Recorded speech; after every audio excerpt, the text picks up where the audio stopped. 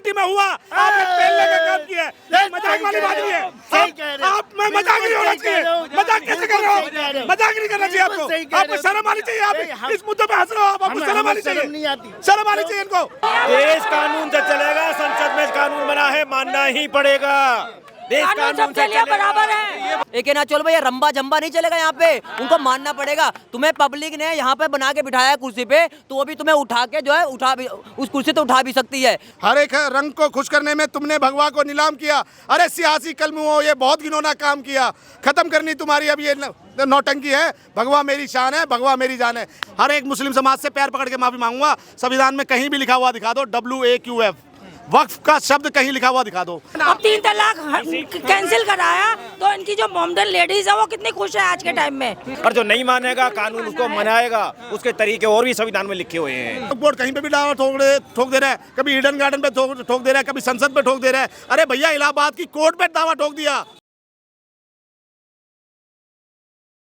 संविधान में प्रत्येक नागरिक को अधिकार मिला है कि वो इस बिल का समर्थन करे या विरोध करे, लेकिन वो तरीका एक संवैधानिक होना चाहिए, न कि अराजकता वाली।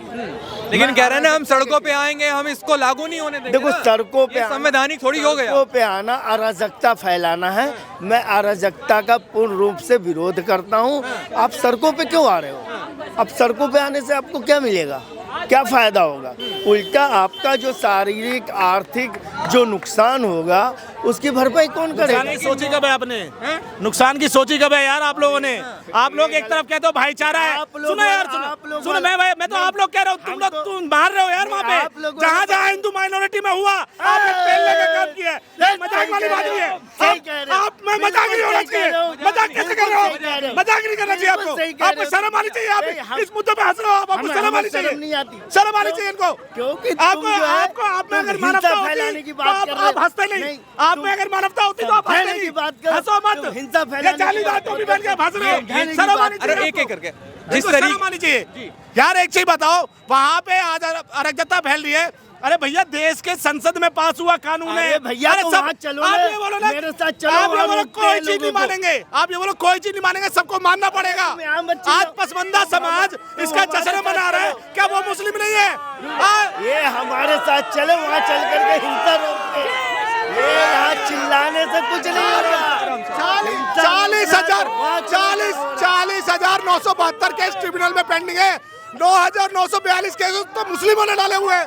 इन्होंने मुस्लिमों को भी नहीं छोड़ा, इन्होंने आदिवासियों को नहीं छोड़ा। देश कानून से चलेगा, संसद में कानून बना है, मानना ही पड़ेगा।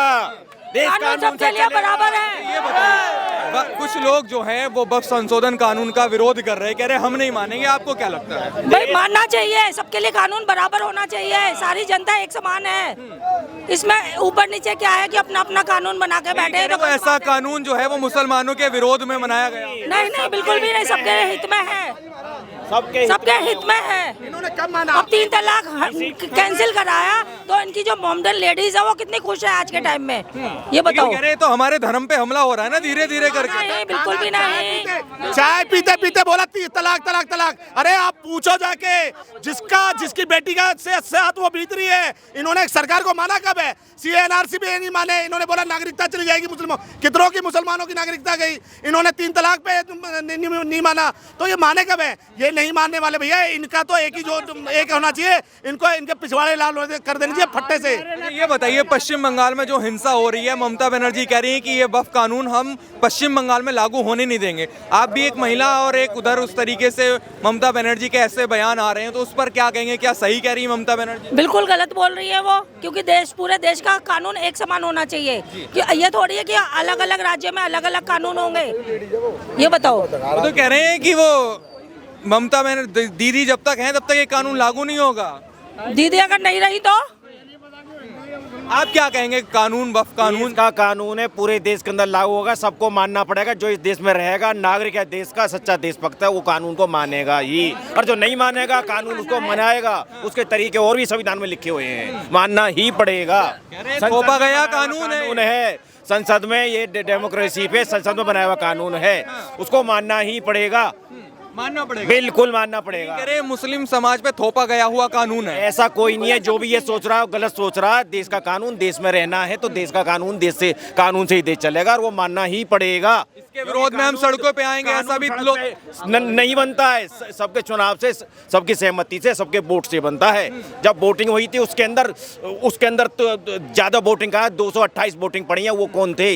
वो भी तो देश के नागरिक थे, तभी तो कानून पास हुआ। जब उनसे 10 या 20 वोट फालतू गए हैं, ऐसा थोड़ा कि जीरो थे और उधर सारे वोट उधर चले गए। ये कानून संविधान से बनता है। संविधान के लिए संसद है, जो चुनाव होता है जनता से चुन के जाता है, वो अपना वोट देता है, उसके बाद ही देश के अंदर वो अधिक कानून बनता है। ये सड़क पे कानून नहीं बनते हैं। जो ये कहेंगे कि हम जो चाहेंगे जैसे चलेगा, देश कानून से कहते हैं चलेगा तो कानून से ही चलेगा। ये उनका कहना है, ये उनका कहना है कि देश कानून से चलेगा, तो देश कानून से ही चल रहा है, चलने दो ना, फिर उसको परेशानी क्या है? इस बिल पे ओवैसी साहब कह रहे हैं कि देश में कानून नहीं बचा, संविधान खतरे में। ओबीसी वो साहब तो पता नहीं क्या-क्या बोलते वोट रहते बैंक के हैं। लिए बोलते हैं। उनके लिए तो आधे मुसलमान भी उनको सहमति से नहीं वोट नहीं देते। इस बिल पे 17 घंटे बहस हुई है और ये 17 घंटे बहस सिर्फ इसलिए की गई है कि जो मुस्लिम समाज को बहकाया गया है इसलिए चर्चा करी गई है। पहले 18 घंटे बहस होती थी कसाब को बचाने के लिए, मगर अब जो है 18 घंटे इसलिए संविधान वो संसद चल रहा है